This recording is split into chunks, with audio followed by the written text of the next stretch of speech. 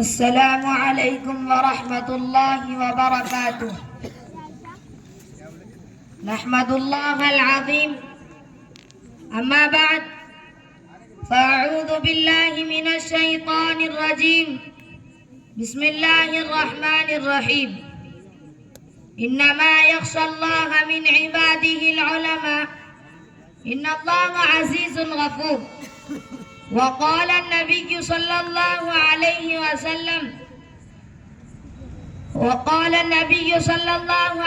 وسلم خيركم قرني ثم الذين يلونهم ثم الذين يلونهم۔ وقال الرسول صلى الله عليه وسلم يد الله على الجماعة، او كما قال۔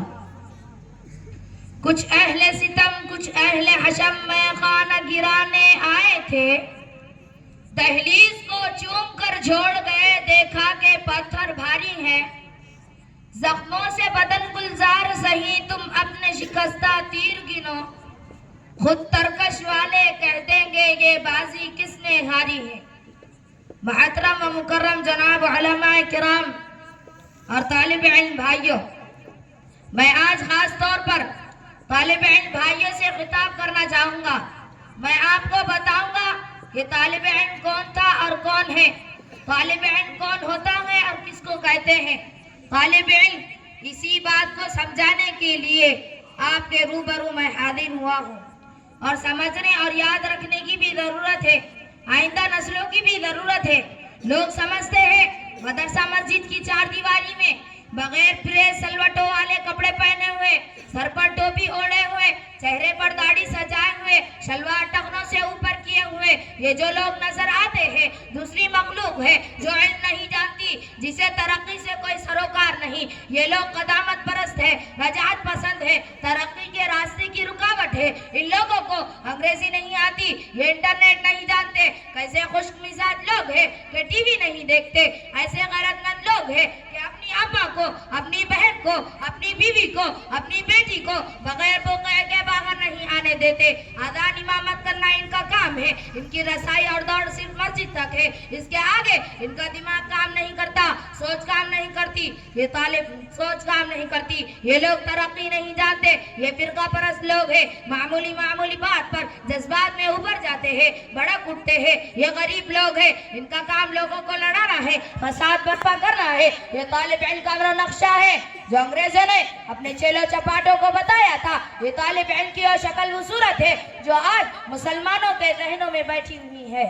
اگر کسی سے کہا جائے کہ اپنے بچوں کو مدرسے میں داخل کرو تو وہی انکار کر دیتا ہے اور کہتا ہے پہلے اسے دنیا بھی تو سمجھ آنے دو، دکان کاروبار کی تو سمجھ آنے دو، اسے تھوڑی بہت انگریزی سیکھنی ہے۔ میں اسے مدرسہ بھیج کر حد معطل نہیں بنانا چاہتا، بیکار نہیں بنانا چاہتا۔ یہ طالب علم کی وہ شکل و صورت ہے جو انگریزوں نے بتائی، یہودیوں نے بتائی، امریکہ نے بتائی، جس کا ہمارے مسلمانوں نے بے اعتبار کر لیا۔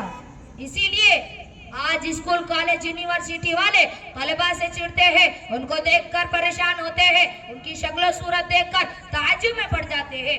آؤ، اگر تمہیں طالب علم کی تاریخ معلوم کرنی ہو تو تھوڑا سا سفر کرنا ہوگا، مکہ کی زغلق وادی میں جانا ہوگا، اس زمانے میں جب وہاں لا الہ الا اللہ محمد رسول اللہ کا اعلان ہو چکا تھا۔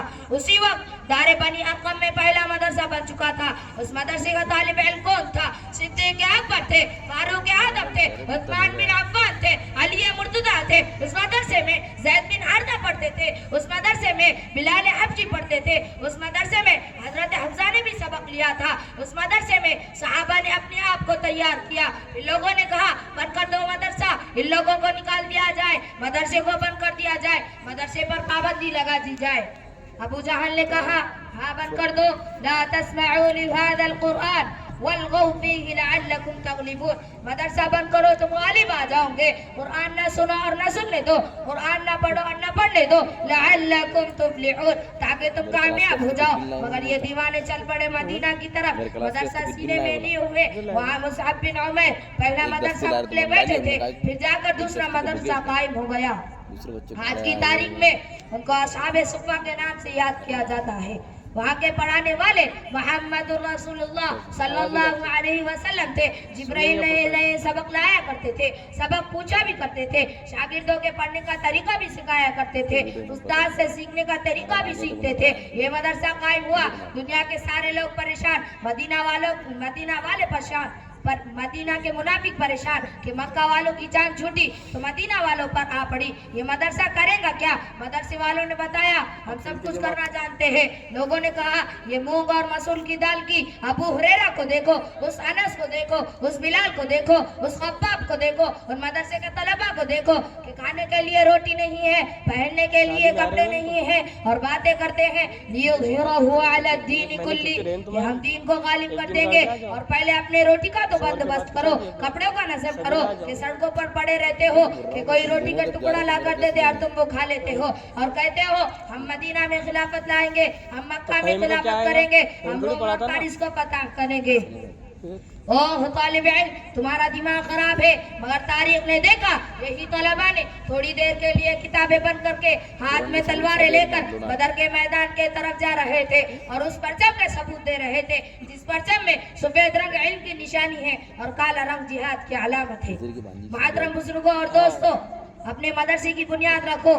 تیرا مدرسہ نہ کوئی بند کر سکا ہے اور نہ بند کر سکے گا. تیرا مدرسہ مکہ سے اٹھایا گیا تو مدینہ میں جا کر آباد ہو گیا. تیرے مدرسے پر مدینہ والوں کی انگلیاں اٹھی تو تو نے بدر کے میدان میں جا کر پڑاؤ ڈال دیا. پھر تو بدر کے میدان سے واپس آیا تو تو نے مدرسہ نہیں چھوڑا. وہی نبی تھے, وَيُعَلِّمُهُمُ الْكِتَابَ وَالْحِكْمَةَ, وہی طالب علم تھا کہ سیکھ رہا تھا, یاد کر رہا تھا, جو آج حدثنا کی خوشبودار آواز لگتی ہے. یہ ہمیں بتاتے ہیں کہ مدرسہ بند نہیں ہو سکتا, اس لیے کہ ہم نے نبی کے الفاظ کو